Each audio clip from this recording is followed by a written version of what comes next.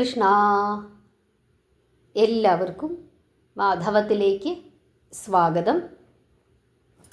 ഇന്ന് നമ്മൾ ഭാഗവതത്തിലെ ഏറ്റവും മനോഹരമായ മറ്റൊരു ഭാഗമാണ് പറയാനായിട്ട് പോകുന്നത്.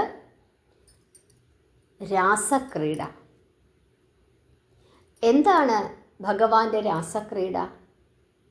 ഈ രാസക്രീഡ കൊണ്ട് ഭഗവാൻ എന്ത് സന്ദേശമാണ് നമുക്ക് ഓരോരുത്തർക്കും നൽകുന്നത് എന്നുള്ള കാര്യമാണ് നമ്മളിന്ന് വിസ്തരിച്ചു തന്നെ പറയുന്നത്. അതുകൊണ്ട് തന്നെ വളരെ ക്ഷമയോടുകൂടി, ശ്രദ്ധയോടുകൂടി, ഭക്തിയോടുകൂടി ഇരുന്ന് അവസാനം വരെ കേട്ട് അതിൻ്റെ അർത്ഥത്തെ മനസ്സിലാക്കിയെടുക്കുക എന്നുള്ളതാണ് നമ്മൾ ഓരോ ഹൈന്ദവ വിശ്വാസിയുടെയും ധർമ്മം. ഹരേ കൃഷ്ണ.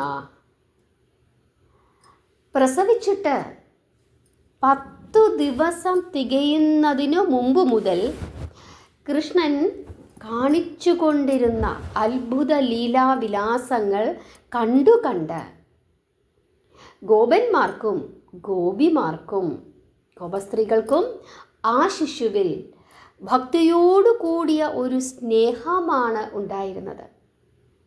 ദിനം പ്രതി ആ സ്നേഹം അങ്ങനെ വർദ്ധിച്ച് വന്നു.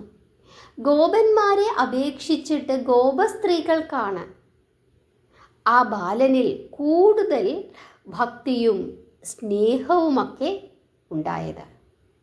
നമുക്കറിയാം, ഭഗവാൻ വൈകുണ്ഠപതി ഭൂലോകത്തിൽ അവതരിക്കുന്നതിനു മുമ്പ് തന്നിൽ ഭക്തിയുള്ള ദേവസ്ത്രീകളോട് ഗോപസ്ത്രീകളായി ഭൂമിയിൽ പിറക്കണം എന്ന് പറഞ്ഞിരുന്നു. ഇവിടെ ഗോപസ്ത്രീകളായി ഭൂമിയിൽ പിറന്നതു തന്നെ ആരാണ്? തന്നിൽ ഭക്തിയുള്ള ദേവസ്ത്രീകളാണ്. ആ കാര്യം നമ്മൾ മറന്നു പോകരുത്. ഈ ഗോപസ്ത്രീകൾക്ക് ഈ ഉണ്ണികൃഷ്ണൻ്റെ സാമീപ്യം അത് എപ്പോഴും ഉണ്ടാകണം എന്നുള്ള ചിന്തയാണ്. അവർക്കങ്ങ് വലിയ സ്നേഹമാണ്. ഓരോ ഗോപസ്ത്രീകളും അവരവർക്ക് ഇഷ്ടമുള്ള രീതിയിൽ ഭഗവാനെ സങ്കല്പിക്കുവാൻ തുടങ്ങി. നമ്മളും അങ്ങനെയാണല്ലേ? കൃഷ്ണനെ ഓരോരുത്തരും ഓരോ ഭാവത്തിലാണ് ഇന്നും നമ്മളെല്ലാവരും സങ്കല്പിക്കുന്നത്. ചിലർക്ക് ഉണ്ണിക്കണ്ണനാകാം, ചിലർക്ക് ഒരു കൂട്ടുകാരനാകാം, ചിലർക്ക് ഭർത്താവാകാം, കാമുകനാകാം, ചിലർക്ക് തങ്ങളെ രക്ഷിക്കുന്ന ഈശ്വരനാകാം, അച്ഛനു തുല്യമായ സ്ഥാനമാകാം, ഇല്ലേ? അങ്ങനെ പല തരത്തിലാണ് ഇന്നും നമ്മൾ ഓരോരുത്തരും ഭഗവാനെ സങ്കല്പിക്കുന്നത്. അതുപോലെ തന്നെയായിരുന്നു അന്നും ഗോപസ്ത്രീകൾ സങ്കല്പിച്ചു കൊണ്ടിരുന്നത്. ഭഗവാൻ വേണുഗാനം പൊഴിക്കുമ്പോൾ ആ വേണുഗാനത്തിൽ മുഴുകി നിൽക്കുമായിരുന്നു ഗോപസ്ത്രീകൾ.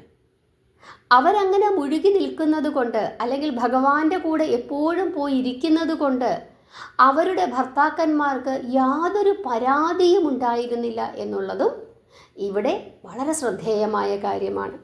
എപ്പോഴും കൃഷ്ണൻ്റെ കൂടെ ഇരിക്കുക, കൃഷ്ണൻ്റെ വേണുഗാനം കേൾക്കുക, കൃഷ്ണൻ്റെ കൂടെ കളിക്കുക, ഇതൊക്കെയായിരുന്നു അവരുടെ ഒരു ആശ്വാസം.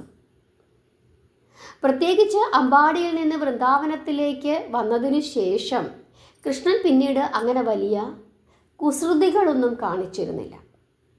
എല്ലാവരെയും സന്തോഷിപ്പിച്ചുകൊണ്ട് വേണുഗാനമൊക്കെ മുഴക്കി തീർത്തും ഒരു ഗോപാലനായി, അതായത് ഗോക്കളെ മേയ്ക്കുന്ന ഒരു ഇടയ ബാലനായി തീരുകയായിരുന്നു ചെയ്തത്. കൃഷ്ണന് മനസ്സിലാകുന്നുണ്ട് ഓരോ ഗോപസ്ത്രീകളും അവർ പല തരത്തിൽ തന്നോട് താല്പര്യം പ്രകടിപ്പിക്കുന്നുണ്ട്. തന്നോട് അവർക്ക് വലിയ സ്നേഹമാണ്, തൻ്റെ കൂടെ ഇരിക്കുന്നത് അവർക്ക് വലിയ ഇഷ്ടമാണ്, ഭക്തിയാണ് അവർക്ക് തന്നോട്, സ്നേഹമാണ് എന്നൊക്കെ കൃഷ്ണന് മനസ്സിലാകുന്നുണ്ട്. അതുകൊണ്ട് തന്നെ താൻ ഇനി വളരെ കുറച്ചു കാലം മാത്രമേ വൃന്ദാവനത്തിൽ കാണുകയുള്ളൂ എന്നുള്ള കാര്യവും സർവേശ്വരനായ ശ്രീകൃഷ്ണന് അറിയാം. അതുകൊണ്ട് അവർക്ക് വേണ്ട അനുഗ്രഹങ്ങളെല്ലാം നൽകണം. തന്നിൽ ഭക്തിയുള്ള തൻ്റെ ഗോപസ്ത്രീകൾക്ക് എല്ലാ വിധത്തിലുള്ള അനുഗ്രഹങ്ങളും നൽകണമെന്ന് കൃഷ്ണൻ എന്ത് ചെയ്യുകയാണ്? തീരുമാനിക്കുകയാണ്. അങ്ങനെ കൃഷ്ണൻ അവരോട് പറയുകയാണ്, ഒരു ദിവസം നമുക്ക് ഒരു രാത്രിയിൽ നമുക്കെല്ലാവർക്കും കൂടി ചേർന്നിരുന്നു കൊണ്ട് പാട്ടും നൃത്തവുമൊക്കെ ചെയ്ത് ആനന്ദിക്കാം എന്ന് പറയുന്നു. എന്നാണ് കൃഷ്ണ അത് എന്ന് ചോദിക്കുമ്പോൾ പറയാം എന്നുള്ള മറുപടിയാണ് കൃഷ്ണൻ കൊടുക്കുന്നത്. ഓരോ സ്ത്രീകളും, ഓരോ ഗോപസ്ത്രീകളും ആ രാത്രിക്ക് വേണ്ടി കാത്തിരിക്കുകയാണ്. അങ്ങനെ ആ ദിവസം വന്നെത്തുന്നു. ഒരു പൗർണമി ദിവസമായിരുന്നു. ആ ദിവസം ഭഗവാൻ ശ്രീകൃഷ്ണൻ ഇങ്ങനെ രാത്രിയിൽ വേണുഗാനം ഉതിർക്കുകയാണ്. വീട്ടിലിരിക്കുന്ന ഓരോ ഗോപസ്ത്രീകളും ആ വേണുഗാനം കേൾക്കുന്നു. അവർക്ക് മനസ്സിലായി ഇന്നാണ് ആ രാത്രി. ചിലർ കുഞ്ഞുങ്ങളെ ഉറക്കുകയാണ്, ചിലർ പാചകം ചെയ്തുകൊണ്ടിരിക്കുകയാണ്, ചിലർ പ്രായമായ അച്ഛനും അമ്മയ്ക്കും മരുന്ന് കൊടുത്തുകൊണ്ടിരിക്കുകയാണ്, ചിലർ ഭർത്താക്കന്മാരെ ശുശ്രൂഷിച്ചു കൊണ്ടിരിക്കുകയാണ്. അങ്ങനെ പല വിധത്തിലുള്ള പ്രവർത്തികളിൽ ഏർപ്പെട്ടുകൊണ്ടിരിക്കുകയാണ് ഓരോരുത്തരും. അവരെന്തു പ്രവൃത്തിയാണോ ചെയ്തുകൊണ്ടിരുന്നത് ആ പ്രവൃത്തി എല്ലാം ഉപേക്ഷിച്ചിട്ട് അവർ ഒന്നും ആലോചിക്കാതെ ആ വേണുഗാനം കേൾക്കുന്ന സ്ഥലത്തേക്ക് ഓടുകയാണ്. വൃന്ദാവനത്തിലുള്ള സകല ഗോപസ്ത്രീകളും ഭർത്താക്കന്മാരും കുട്ടികളുമൊക്കെ തടയുന്നുണ്ട്, പ്രായമായ അച്ഛനും അമ്മയും തടയുന്നുണ്ട്. പക്ഷേ അതൊന്നും വകവയ്ക്കാതെ അവർ കൃഷ്ണൻ്റെ അടുക്കലേക്ക് ഓടുകയാണ്. കാരണം അവർ ആ ദിവസത്തിന് വേണ്ടിയിട്ടാണ് കാത്തിരിക്കുന്നത്. പലരും തെറ്റിദ്ധരിച്ച് പല കാര്യങ്ങളും പറയുന്നുണ്ട്. കൃഷ്ണന് കേവലം 9 വയസ്സ് പ്രായം മാത്രമേ ഉള്ളൂ.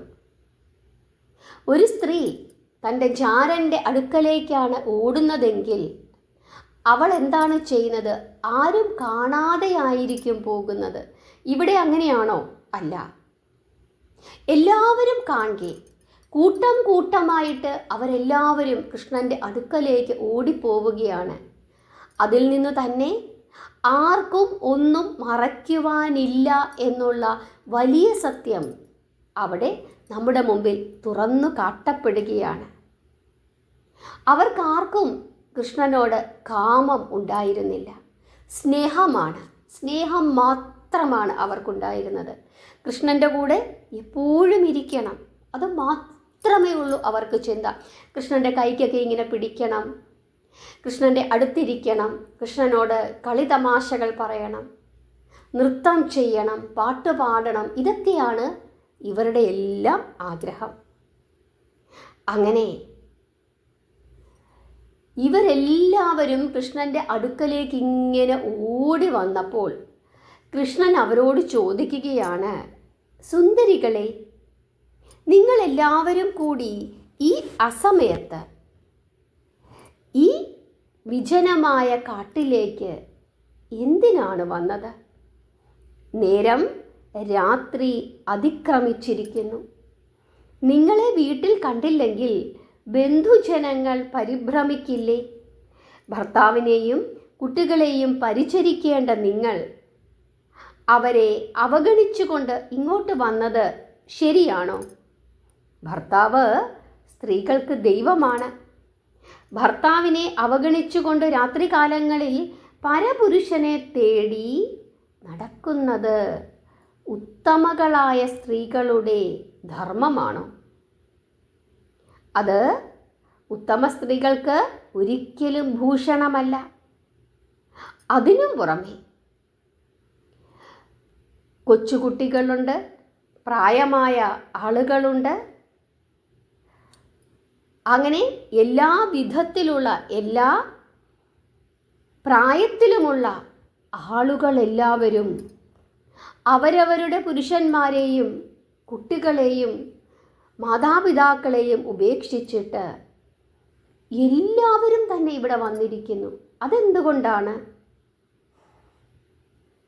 അതുകൊണ്ട് നിങ്ങൾ വേഗം തന്നെ നിങ്ങളുടെ ഗൃഹങ്ങളിലേക്ക് തിരിച്ചു പോവുക. അല്പസമയം കൂടി ഞാൻ ഇവിടെ ഇരുന്ന് എൻ്റെ ഓടക്കുഴലൂതി രസിക്കട്ടെ എന്ന് പറയുന്നു.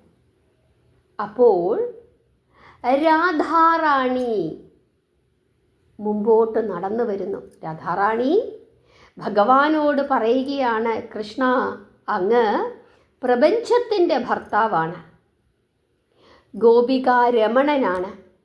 ആ നിലയിൽ ഞങ്ങളുടെ എല്ലാവരുടെയും ഭർത്താവാണ് കൃഷ്ണ നീ. അങ്ങ് കൈക്കുഞ്ഞായി യശോദാദേവിയുടെ മടിത്തട്ടിൽ കിടന്ന് കയ്യും കാലും തല്ലിക്കളിക്കുമ്പോൾ എടുത്തു ലാളിച്ചവളാണ് ഈ രാധ. ഇവിടെ നിൽക്കുന്ന എല്ലാ ഗോപസ്ത്രീകളും എന്നെ പോലെ തന്നെ കൃഷ്ണ, നിന്നെ എടുത്ത് ലാളിച്ചവരും നിനക്കു വേണ്ടി കരഞ്ഞിട്ടുള്ളവരുമാണ്. ഇവരെല്ലാവരും നീ രമണനായി തീരുവാൻ കാർത്യായനി വ്രതം അനുഷ്ഠിച്ചിട്ടുള്ളവരും വസ്ത്ര അപഹരണ സമയത്ത് പൂർണ്ണ നഗ്നരായി നിന്റെ മുമ്പിൽ വന്ന് നിന്നിട്ടുള്ളവരുമാണ്. ആ സ്ഥിതിക്ക് നീ ഞങ്ങളുടെ ഭർത്താവല്ലേ കൃഷ്ണ? ഈ രാധയുടെ ഭർത്താവായി നിന്നെ ഞാൻ സങ്കൽപ്പിച്ചു പോയി കൃഷ്ണ. നീ രാധാ രമണനാണ്. ഇങ്ങനെ എല്ലാവരും കേൾക്കെ രാധാറാണി കൃഷ്ണനോട് പറയുന്നു. ആ സമയം മറ്റൊരു ഗോപസ്ത്രീ പറയുകയാണ്, കുമാര, അങ്ങ് ബാലനാണ് എങ്കിലും അങ്ങയിൽ മറ്റെന്തോ ദിവ്യമായ ആകാര സൗന്ദര്യം ഞങ്ങൾ കാണുന്നു. അങ്ങയുടെ വേണുനാദം കേൾക്കുമ്പോൾ ഞങ്ങൾക്ക് പ്രേമമുണ്ടാകുന്നു. ഞങ്ങളെ ഉപേക്ഷിക്കരുതേ കൃഷ്ണ എന്ന് ആ സ്ത്രീ പറയുകയാണ്. ഉടനെ മറ്റൊരു സ്ത്രീ വന്നിട്ട് പറയുകയാണ്, കൃഷ്ണ, ഭർത്താവിനെയും പുത്രന്മാരെയും വെടിഞ്ഞ് നിന്റെ സുന്ദര രൂപം കണ്ട് നയന സാഫല്യം തേടി ആനന്ദിക്കുവാൻ വന്ന ഞങ്ങളെ നീ ഉപേക്ഷിക്കരുതേ കൃഷ്ണ. അങ്ങനെ ഒരാൾ പറയുന്നു. ഉടനെ നാലാമതൊരു സ്ത്രീ വന്നിട്ട് പറയുകയാണ്, കൃഷ്ണ, ഒരു ദിവസം ഞങ്ങളെ ആനന്ദിപ്പിക്കാമെന്ന് നീ വാക്കു പറഞ്ഞിരുന്നു. ആ ദിവസം ഇന്നാണ് എന്ന് വിചാരിച്ചല്ലേ നിന്റെ ഓടക്കുഴൽ നാദം കേട്ടപ്പോൾ ഞങ്ങൾ ഇവിടേക്ക് ഓടി വന്നത്. ഞങ്ങൾ നിന്റെ ദാസികളല്ലേ, ഞങ്ങളെ ഉപേക്ഷിക്കരുതേ കൃഷ്ണ എന്ന് മറ്റൊരാൾ പറയുന്നു. ഭഗവാൻ എന്തു തരത്തിലുള്ള ലീലയാണ് ആടാൻ പോകുന്നത് എന്നറിയുവാനുള്ള കൗതുകത്തോടു കൂടി ആകാശത്ത് സകല ദേവതകളും അങ്ങനെ അണിനിരക്കുകയും ചെയ്തു. ഭക്തകളാണ് ഗോപവനിതകൾ. അവർ കൃഷ്ണൻ്റെ പ്രായമൊന്നും നോക്കുന്നില്ല. ഓരോ ഭക്തകൾക്കും അവരവരുടെ മനസ്സിൽ തോന്നുന്ന ഭാവത്തിനനുസരിച്ചിട്ട് ഭഗവാനെ അവരുടേതായി സങ്കല്പിക്കുകയാണ്. അന്ന് കൃഷ്ണന് കേവലം 7 വയസ്സ് മാത്രമാണ് പ്രായം. 7 വയസ്സുള്ള ഒരു കൊച്ചു ബാലനാണ്. ഈ ഗോപസ്ത്രീകൾക്ക് എല്ലാവർക്കും ഭർത്താക്കന്മാർ ഉള്ളവരാണ്, കുട്ടികൾ ഉള്ളവരാണ്, ചിലർ വൃദ്ധകളാണ്, ചിലർ യൗവനയുക്തകളാണ്. അങ്ങനെ പല പ്രായത്തിലുള്ള സ്ത്രീകളും ആ സമയത്ത് അവിടെ വന്നിട്ടുണ്ടായിരുന്നു. അവരിൽ പലർക്കും കൃഷ്ണൻ അവരുടെ ഭർത്താവാകണം അല്ലെങ്കിൽ കാമുകനാകണം എന്നുള്ള ആഗ്രഹമല്ല, പക്ഷേ അവർക്ക് സ്നേഹമാണ്. അവരുടെ മനസ്സിൽ അവർക്ക് ഏത് രൂപത്തിലാണോ ഭഗവാനെ സങ്കല്പിക്കുവാൻ സാധിക്കുന്നത് ആ രൂപത്തിൽ അവർ ഭഗവാനെ സങ്കല്പിച്ച് അവർ സ്നേഹിക്കുകയാണ്. അവരുടേതാണ് കൃഷ്ണൻ. അതാണ് അവരുടെ ഒരു പ്രത്യേകത. എൻ്റെ കൃഷ്ണനാണ്. നമ്മളായാലും ക്ഷേത്രത്തിൽ പോകുമ്പോൾ എന്താ പ്രാർത്ഥിക്കുന്നത്? എൻ്റെ കൃഷ്ണ, എൻ്റെ ഗുരുവായൂരപ്പ എന്നാണ് പ്രാർത്ഥിക്കുന്നത്, അല്ലേ? എൻ്റേത് എന്ന് വിചാരിച്ചിട്ടാണ് പ്രാർത്ഥിക്കുന്നത്. അതുപോലെ തന്നെയാണ് ഈ ഗോപസ്ത്രീകളും. അവരുടേതാണ്, അവരുടെ കൂടെ ഇരിക്കണം, അവരുടെ കൂടെ കളിക്കണം, അവർ കൊടുക്കുന്ന വെണ്ണയുണ്ണണം, ഇതൊക്കെയാണ് അവരുടെ ആഗ്രഹം. അങ്ങനെ പല വിധത്തിലുള്ള ആഗ്രഹങ്ങളോടും കൂടി ഓടി വന്നിരിക്കുന്ന ഗോപസ്ത്രീകളാണ് അവരെല്ലാവരും. രാധാറാണി ഭഗവാൻ അവതരിക്കുന്നതിനു മുമ്പേ അവതരിച്ചതാണ്. ചിലർ ഭഗവാനെ സേവിച്ച് മുക്തി അടയുവാൻ വേണ്ടി തന്നെ ജന്മമെടുത്തവരാണ്. ചിലർ ഭഗവാന്റെ രൂപം കണ്ട് സായുജ്യമടയുവാൻ വേണ്ടി ജനിച്ചവരാണ്. അതുകൊണ്ട് തന്നെ ഏത് രൂപത്തിൽ തൻ്റെ ഭക്തകളെ ആനന്ദിപ്പിക്കണമോ ആ വിധത്തിൽ രൂപം അണിഞ്ഞാണ് ഭഗവാൻ അവരെ രസിപ്പിച്ചത്. കൃഷ്ണൻ തന്നോടുകൂടി മാത്രമാണ് രമിക്കുന്നത് എന്നുള്ള ചിന്ത ചില ഗോപികൾക്ക് ഉണ്ടാവുകയും അവർ അതോടുകൂടി അഹങ്കാരികളായി മാറുകയും ചെയ്തപ്പോൾ അഹങ്കാരവൈരിയായ കൃഷ്ണൻ പെട്ടെന്ന് തന്നെ അവരുടെ അടുത്തു നിന്നും തിരോധാനം ചെയ്യുകയും ചെയ്തു. ഗോപസ്ത്രീകൾ പെട്ടെന്ന് തന്നെ കൃഷ്ണനെ കാണുന്നില്ല എന്ന ചിന്തയിൽ അവർ അവിടെ ഇരുന്ന് കരയുവാനും തുടങ്ങി. അവർക്ക് വിരഹവേദനയുണ്ടായി എന്നാണ് ഭാഗവതം പറയുന്നത്. ആ സമയം കൃഷ്ണൻ വൃന്ദാവനത്തിലെ ഒഴിഞ്ഞ മൂലയിലിരുന്ന് കരയുന്ന രാധാറാണിയെ കണ്ടെത്തുകയാണ്. അങ്ങനെ രാധാറാണിയെ സമാധാനിപ്പിച്ച് രാധാറാണിയുമായി കളി തമാശകളൊക്കെ പറഞ്ഞ് രാധാറാണിയെ കൃഷ്ണൻ സന്തോഷിപ്പിക്കുന്നു. ഗോപസ്ത്രീകളിൽ ഏറ്റവും അധികം കൃഷ്ണഭക്തിയുള്ള ഗോപികയാണ് രാധാറാണി. രാധാറാണി ഭഗവാനെ തൻ്റെ അന്തരംഗത്തിൽ പ്രതിഷ്ഠിക്കുകയും നിരന്തരം ഭക്തിപൂർവം കൃഷ്ണനുമായി രമിക്കുകയും ചെയ്തുകൊണ്ടിരുന്നു. കൃഷ്ണൻ തൻ്റേതു തന്നെയാണ്, തൻ്റേതു മാത്രമാണ് എന്നുള്ള ചിന്ത രാധാറാണിക്ക് എപ്പോഴും ഉണ്ടായിരുന്നു. അങ്ങനെ കുറച്ചു സമയം കഴിഞ്ഞപ്പോൾ എല്ലാവരുടെയും മുമ്പിലേക്ക് ഭഗവാൻ പ്രത്യക്ഷപ്പെടുന്നു. എവിടെ പോയി കൃഷ്ണ എന്നുള്ള ചോദ്യത്തോടു കൂടി, ഇത്രയും നേരം എവിടെയായിരുന്നു എന്നുള്ള ചോദ്യത്തോടു കൂടി എല്ലാവരും ഭഗവാന്റെ അടുക്കലേക്ക് ഓടി വന്നു. നിങ്ങളുടെ സ്നേഹവും ഭക്തിയും വിരഹവുമെല്ലാം കാണുവാനുള്ള കൗതുകം കൊണ്ട് ഞാൻ അല്പസമയം മാറി നിന്നതാണ് എന്ന് കൃഷ്ണൻ പറയുകയും ഇനിയും ഞങ്ങളെ വിഷമിപ്പിക്കല്ലേ എന്ന് അവർ ആവശ്യപ്പെടുകയും ചെയ്തു. അതിനുശേഷം ഭഗവാൻ ആ ഭക്തകളെ സന്തോഷിപ്പിക്കുന്നതിനായി തൻ്റെ അവതാരത്തിൽ ഏറ്റവും ശ്രേഷ്ഠമായ രാസക്രീഡയ്ക്കായിട്ട് അദ്ദേഹം ഒരുങ്ങുന്നു. ആ സമയം ആകാശത്തിൽ ജയ ജയ കൃഷ്ണ, ജയ ജയ ഗോപികാരമണ എന്നുള്ള ദേവസ്തുതികൾ കേൾക്കപ്പെട്ടു എന്നാണ് പറയുന്നത്.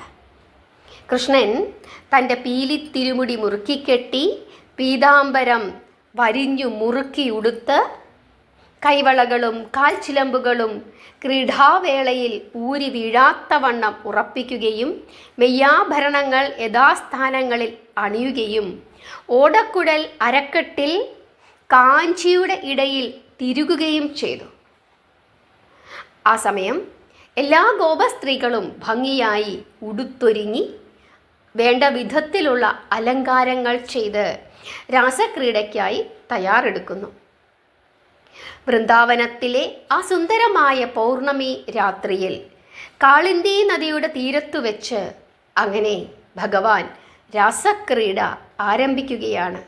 അതായത് ആ സുന്ദരരൂപിയായ കൃഷ്ണൻ ഒരു സുന്ദരിക്ക് ഒരു സുന്ദരൻ എന്ന നിലയിൽ അവിടെ ഉണ്ടായിരുന്ന ഓരോ ഗോപസ്ത്രീക്കും ഓരോ കൃഷ്ണൻ എന്ന നിലയിൽ അതിമനോഹരമായ നൃത്തച്ചുവടുകളോടുകൂടി അതിമനോഹരമായ ഗാനങ്ങളോടുകൂടി അവരങ്ങനെ നൃത്തം ചെയ്യുകയാണ്. കൈകൾ കോർത്തു പിടിച്ചും പല തരത്തിലുള്ള ചുവടുകൾ വെച്ചും മനോഹരമായി അവരങ്ങനെ നൃത്തം ചെയ്യുകയാണ്. ഓരോ ഗോപികയ്ക്കും ഓരോ കൃഷ്ണൻ എന്ന നിലയിലാണ് ആ മനോഹരമായ രാസക്രീഡ അവിടെ അരങ്ങേറിയത്. ആ സമയം ഓരോ ഭക്തകൾക്കും എൻ്റെ കൃഷ്ണൻ ഇതെൻ്റെ കൃഷ്ണനാണ്, എൻ്റേതാണ് എന്നുള്ള തോന്നലുണ്ടാവുകയും അവർ അതിൽ ആനന്ദിക്കുകയും ചെയ്തു. അങ്ങനെ രാസക്രീഡ കഴിഞ്ഞ് എല്ലാവരും കാളിന്തി നദിയിൽ ഇറങ്ങി കുളിച്ച് ശരീരശുദ്ധി വരുത്തി. അതിനുശേഷം അവരെല്ലാവരും അവരവരുടെ വസതികളിലേക്ക് തിരിച്ചു പോവുകയും ചെയ്തു. രാസക്രീഡയ്ക്ക് ശേഷം ഗോപസ്ത്രീകളുടെ മനസ്സിൽ ഏതെങ്കിലും വിധത്തിൽ, ആരുടെയെങ്കിലും മനസ്സുകളിൽ ഏതെങ്കിലും വിധത്തിലുള്ള മാലിന്യങ്ങൾ ഉണ്ടായിരുന്നുവെങ്കിൽ അത് മുഴുവനും നശിക്കുകയും അവർ പൂർണ്ണ ഭക്തകളായി തീരുകയും ചെയ്തു. പിന്നീട് അവർക്ക് കൃഷ്ണനോട് സ്നേഹം മാത്രമായി വികാരം, മറ്റൊരു വികാരവും അവരുടെ മനസ്സിലുണ്ടായിരുന്നില്ല. തെളിഞ്ഞ സ്നേഹം, ഭക്തിയോടുകൂടിയുള്ള സ്നേഹം. ഓരോരുത്തരും കൃഷ്ണൻ തൻ്റേതാണ് എന്നുള്ള ചിന്തയോടുകൂടി ഭഗവാനെ സ്നേഹിച്ച് പ്രേമിച്ച് ജീവിക്കുവാൻ തുടങ്ങി എന്നുള്ളതാണ് രാസക്രീഡയുടെ ഒരു പരിണിത ഫലം. ഓരോ സ്ത്രീക്കും, ഓരോ ഗോപസ്ത്രീക്കും അവരുടെ സങ്കല്പത്തിനനുസരിച്ച് കൃഷ്ണൻ മാറി എന്നുള്ളതാണ് ഏറ്റവും വലിയ പരമമായ സത്യം.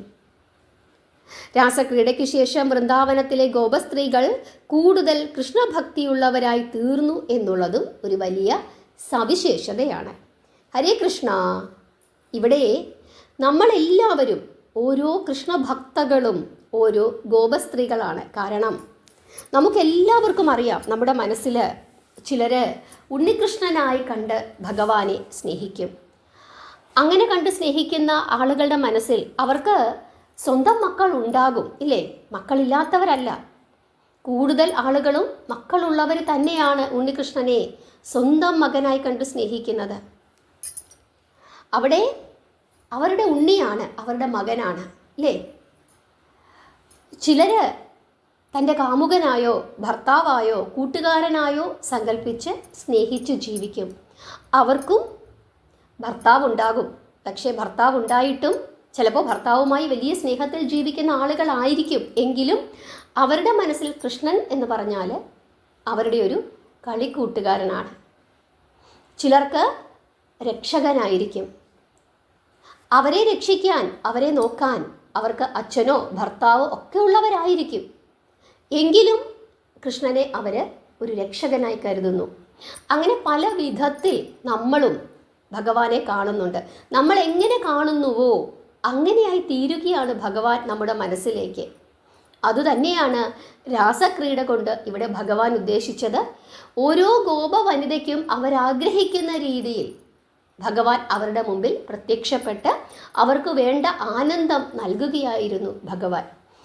അതാണ് ഹിന്ദുമത വിശ്വാസികളെ സംബന്ധിച്ചിടത്തോളം മറ്റു ദേവതകളിൽ നിന്നും കൃഷ്ണൻ വിഭിന്നനായിരിക്കുന്നത്. അതുകൊണ്ടാണ് ഭഗവാനെ പറ്റി എന്തെങ്കിലും ഒരു കാര്യം ആരെങ്കിലും പറയുമ്പോൾ നമുക്ക് പെട്ടെന്ന് തന്നെ വിഷമം വരുന്നത്, ഇല്ലേ?